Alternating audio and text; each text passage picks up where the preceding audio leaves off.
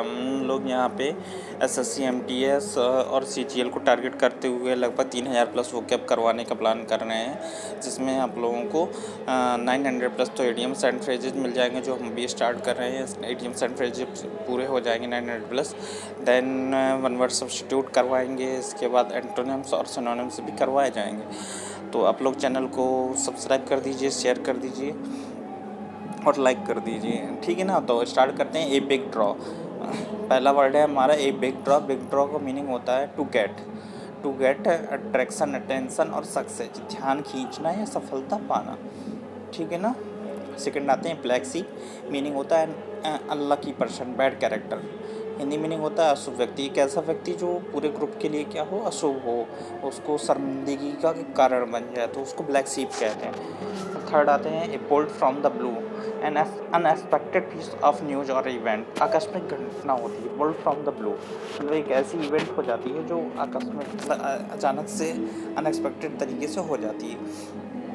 चौथा आते हैं एक क्लोज सेव। एक क्लोज सेव होता है something achieved by a narrow margin, मतलब कुछ बिल्कुल एकदम नैरो मार्जिन के साथ में किसी चीज़ को अचीव, यानी बिल्कुल बॉर्डर लाइन पे उसको अचीव कर लेना, बिल्कुल एकदम किसी चीज़ को बहुत कम रूप से प्राप्त करना, ठीक है। पाँचवा आता है क्लोज्ड बुक। क्लोज बुक का मीनिंग होता है द सब्जेक्ट और person that you not know, मतलब एक ऐसा विषय या इंसान जिसके बारे में आप जानते नहीं हैं, तो उसको एक क्लोज्ड बुक कहते हैं, मतलब वो बंद है, उसके बारे में अनरिवील्ड है वो पर्सन, मतलब उसके बारे में कुछ भी आपको पता नहीं है। A for cry, A for cry का मतलब होता है नोटेबली डिफरेंट, काफ़ी अलग, हिंदी मीनिंग होता है काफ़ी अलग। सातवां ए ना हार्ड नट टू क्रैक, मतलब एक डिफ़िकल्टी प्रॉब्लम होता है और डिफ़िकल्ट प्रॉब्लम होती है, गंभीर समस्या होता है जिसका क्या हो, सॉल्यूशन ना हो, या फिर मतलब कोई ऐसी प्रॉब्लम जिसको सॉल्व कर पाना काफ़ी कठिन हो जाए, गंभीर समस्या हो जाती है।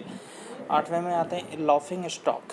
लाफिंग स्टॉक ए पर्सन और thing that is regarded as very foolish और रिडिकुलस स्ट्रेंज पर्सन, मजाक का पात्र होता है। लाफिंग स्टॉक मतलब मजाक का पात्र व्यक्ति होता है। लाइव वायर, लाइव वायर मतलब होता है एनर्जेटिक, ऐसा वायर जिसमें करंट दौड़ रहा हो, यानी कि वो एनर्जेटिक है। ऐसा डेड वायर होगा जिसमें करंट ही ना दौड़ रहा हो तो उसको क्या कहेंगे, है ये तो ऐसे ही बर्बाद है, मतलब किसी काम का नहीं है, यूजलेस है, तो एनर्जेटिक हो जाता है। लाइव वायर मतलब एनर्जेटिक, जिसमें एनर्जी दौड़ रही है ना, तो ऊर्जावान। A man of God, a man of God meaning हो जाता है ए मेल प्राइस्ड, एक पुरुष पुजारी, है ना। A man of straw, a man of straw Hindi meaning हो, इंग्लिश मीनिंग हो जाएगी मैन विथ नो वॉइस और विल ऑफ हिज ओन, मामूली या अभावग्रस्त आदमी, है ना। ए मैन ऑफ स्ट्रॉ मतलब भूसे के तरीके से, स्ट्रॉ मतलब क्या होता है, भूसा, एक आदमी जो भूसे के तरीके से तिनके के समान है, जिसकी कोई ज़्यादा वैल्यू ही नहीं है, अभावग्रस्त आदमी है वो, है ना, मामूली है वो। Match made in heaven, match made in heaven तो हिंदी मीनिंग हो, इंग्लिश मीनिंग हो जाएगा a very happy and harmonious marriage और पार्टनरशिप, तो एक ऐसी खुशी देने वाली साली या साथी, मतलब ऐसा जोड़ा जिस कहते हैं ना कि हम लोग तो स्वर्ग से साथ होके आए, मतलब ऐसा जोड़ा है जिसे भगवान ने खुद बनाया है, तो ये मैच मेड इन हेवन मतलब ऐसा जोड़ा जिसे स्वर्ग में बनाया गया, तो जब ऐसे कल्पना करी जाएगी तो इसका मतलब है कि वो बहुत खुशी देने वाला है ना, साथी हमारा कैसा खुशी देने वाला है। 13वें पे आते हैं पेनलॉफ वेब। पेनलॉफ वेब क्या होता है, एन एंडलेस जॉब, एक ऐसी जॉब जो कभी ख़त्म ना होती हो, कभी ख़त्म ना होने वाली नौकरी। 14वें में आते हैं shot in the arm. Shot in the arm meaning हो जाएगा टू इनकरेज, प्रोत्साहित करना, क्या होता है, प्रोत्साहित करना। 15वें में आते हैं shot in the dark, A gas without knowing what the result will be, मतलब अंधेरे में तीर चलाना। शॉट इन द डार्क मतलब अंधेरे में तीर चलाना। 16वें में आते हैं ए सोर point with, a subject that makes you feel angry और अपसेट, मतलब एक ऐसा कोई सब्जेक्ट जो क्या हो, तुम्हें या तो गुस्सा दिला दे या क्या कर दे, अपसेट कर दे, कोई पीड़ादायक विषय हो जाता है। थॉर्न इन द फ्लैश, तो इसका मीनिंग हो जाएगा एक कांस्टेंट सोर्स ऑफ अनोयंस, काम में हमेशा होने वाली बाधा, ए थॉर्न इन द फ्लैश। 18वें में आते हैं white elephant, an expensive but useless position, महंगा लेकिन बेकार। कैसा? महंगा है लेकिन बेकार है, वाइट एलिमेंट है, महंगा भी है लेकिन बेकार भी, किसी काम का भी नहीं है। Wild goose chase, to try to impossible, मतलब व्यर्थ का प्रयत्न, मतलब एक ऐसा काम करना, वाइल्ड गूज चेज करना मतलब जिस काम को पॉसिबल ही नहीं है, मतलब बेकार में प्रयत्न करना। एचएल्स हील्स देखो, ये सीजीएल 2022 का मेंस का पूछा हुआ अभी जस्ट का क्वेश्चन है, और इसको देखते हैं। स्मॉल बट फटल वीकनेस, मतलब ऐसे होता है ना, एक दुखती रग, सबसे कमज़ोर कड़ी होता है एचएल्स हील्स, मतलब सबसे कमज़ोर पक्ष, जैसे किसी भी आदमी का एक सबसे वीक पॉइंट होता है, जिस पॉइंट को दबा दो आप तो वो आदमी आपके कंट्रोल में आ जाए, तो कमज़ोर पक्ष या दुखती रग, किसी की दुखती रग होता है, मतलब कहते हैं ना एचएल्स हील, उसकी दुखती रग को दबा देना तो फिर वो इंसान क्राई कर जाता है। नेक्स्ट आते हैं 21 पे, एड फ्यूल टू फायर, आग में घी डालना, मतलब आग में जब घी डालते तो आग क्या होती है, और वर्ष हो जाती है और ज़्यादा तेज़ी से जलने लगती है। Add fuel to fire, against all odds, Hindi meaning, English meaning हो जाएगी डिस्पाइट मैनी डिफ़िकल्टीज, मतलब कई समस्याओं के बावजूद। अगेंस्ट ऑल ऑड्स मतलब, ऑल ऑड्स मतलब इवेंट्स होती हैं सम मतलब हमेशा आसान होता है, जैसे लिखना हो 2 4 6 8 तो हमेशा आसान होगा, लेकिन 1 3 5 7 ऐसे लिखना हो तो हमेशा थोड़ी सा कठिन लगता है। ऑड डेज ना, हम ऑड हमेशा कठिन होता है इवन की अपेक्षा, तो यही इसी वजह से दिया है इसने। अगेंस्ट ऑल ऑड्स मतलब सभी, क्या, सभी बुरे, मतलब ऑड्स मतलब हो गए यहाँ पे डिफ़िकल्टी, अगेंस्ट मतलब के खिलाफ, यानी कि कई समस्याओं के बावजूद भी कुछ करना, तो अगेंस्ट ऑल ऑड्स हो जाता है। 23 पे आते हैं, all at sea, all at sea मतलब कम्प्लीटली कन्फ्यूज, पूरी तरीके से भ्रमित।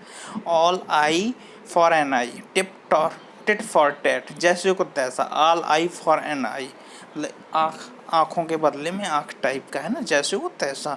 ऑल आइज मतलब होता है जब हम किसी चीज़ पे, सभी लोगों की निगाहें किसी एक पर्टिकुलर थिंग पे हो जाए, ऑल आइज लगा दे, तो मतलब कहो ना बहुत बारीक नज़र रखना, मतलब उस पर क्या होता है, लोग बहुत बारीक नज़र रख रहे हैं कि इसकी एक्टिविटी कैसी है। सभी की आँखें अगर आपके काम के ऊपर हो तो मतलब लोग क्या कर रहे हैं, आप पे बहुत बारीक नज़र कर रहे हैं ना। All in all most important, all in all most important, सबसे महत्वपूर्ण। 27 पे आते हैं एसिड टेस्ट, एसिड टेस्ट एक क्रिटिकल टेस्ट। एसिड मतलब होता है वही हमारा एसिड्स होते हैं ना, केमिस्ट्री में एसिड्स होते हैं ना। एसिड टेस्ट मतलब गंभीर परीक्षण। एन आर्म चेयर जॉब, आसान एवं अच्छी आय वाली नौकरी। चलिए 29 पे आते हैं, एन एक्स टू ग्रैंड मतलब स्वार्थ से भरा, something done for selfish reason, है ना। एन आयरन विल, 30 नंबर पे आते हैं, एन आयरन विल मजबूत इच्छा शक्ति, स्ट्रॉन्ग विल पावर। 31 पे आते हैं, एंड ओल्ड फ्लेम, इसका मीनिंग हो जाएगा, person one had a romantic relationship with in the past, पुराना प्यार। एंड ओल्ड फ्लेम मतलब पुराना प्यार, कहते हैं ना, she was my an old flame.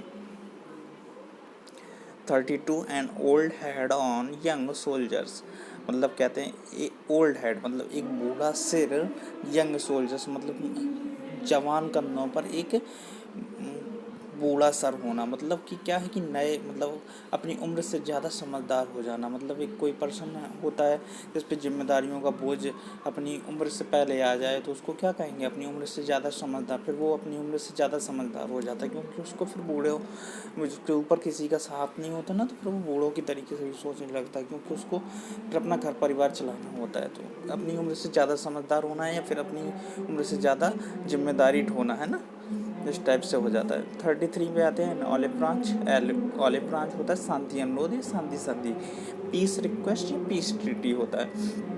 34 आते हैं, एन ओपन बुक होता है टू हैव नो सीक्रेट, खुली किताब। एन ओपन बुक मतलब मैं तो ओपन बुक हूँ, कहते हैं ना, मैं तो एक ओपन बुक हूँ, मतलब कि खुली किताब की तरह जिसमें कोई राज ही नहीं है, तो खुली किताब है एकदम। Apple of Discord matter of dispute, झगड़े का कारण। एप्पल ऑफ वन साइड, दुलारा है प्यारा। Very lovely, dearest one. 37 पे आते हैं, एप्पल पाई ऑर्डर, बिल्कुल ठीक हालत में, इन गुड कंडीशन। 38 आते हैं आर्ग्यूडाइज। आर्ग्यूडाइज मतलब केयरफुल और ऑब्जर्वेंट, सतर्क या चौकस। 39 पे आते हैं as hard as a nail. 39 है as hard as a nail, meaning हो जाएगा to show no sympathy, kindness और फियर, मतलब निर्दयी।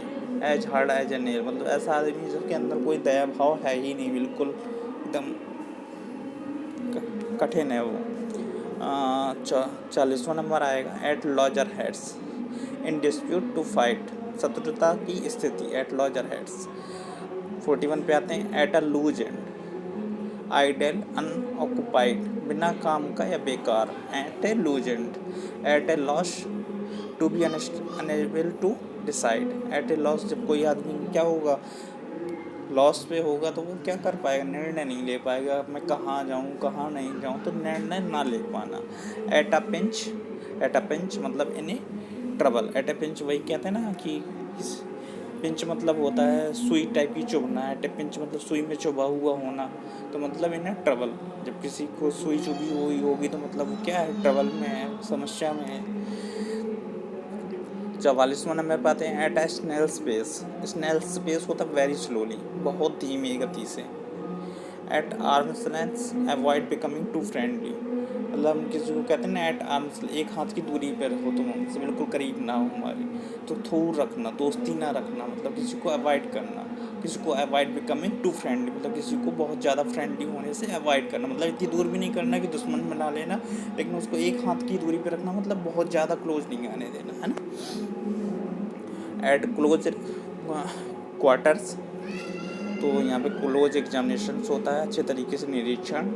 एट ड्रगस्टान मतलब एट ड्रगस्टान यानी छुरे निकाल लिए गए हैं, है ना। जब छुरे निकाल लिए गए हैं, तलवारें खींच ली गई तो क्या हो गया, मतलब इनेमिटी बढ़ गई है, दुश्मनी बढ़ गई है। टू हैव बिटर इनेमिटी, कट्टर दुश्मनी होना। At ease free from pain and anxiety, चिंता रहित होता है। एट ईज मतलब 48 में आते हैं एट ईज, चिंता रहित, free from pain and anxiety. 49 पे आते हैं at home. At home meaning होता है कंफर्टेबल, मतलब घर पे लोग क्या होते हैं, आरामदायक ही होते हैं, तो आरामदायक स्थिति में होना, एट होम होना। At once at the same time, promptly instant, तुरंत एक ही समय में, एट वंस। तो यहाँ पे हमारा 50 इडियम्स हो गए हैं, तो नेक्स्ट हम आगे करेंगे। तब तक के लिए बाय बाय स्टूडेंट्स। होप आप लोगों को ये सब पसंद आया होगा, तो आप इसको शेयर करें, कमेंट करें और इसको लाइक करें, और चैनल को हमारे ज़रूर सब्सक्राइब करें। बहुत बहुत धन्यवाद।